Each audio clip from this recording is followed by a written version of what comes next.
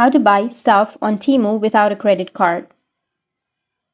So if you want to buy stuff on Temu without a credit card, then what you need to do is you just need to simply open up your Temu. You can also go with the browser, or if you have the application, you can open up the application. Make sure to log into your account.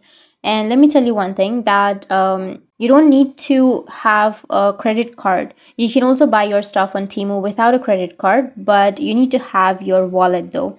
So you can just simply select your items, or you can go with your card, and if you tap on the checkout option, which is on the bottom, then it will ask you for the payment method. But if you don't have the credit card option, or if you don't have your credit card, then you can also go with your debit cards, or if you don't have your cards, you will have the wallet option. You can just simply go with wallet like GCash, or you can also use coupons. You will have coupons.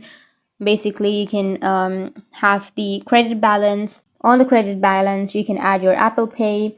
So the answer is you don't need your credit card to buy something on Temu. You can also go with your wallets. So that's it, and if you have any questions, feel free to comment below. Thanks for watching.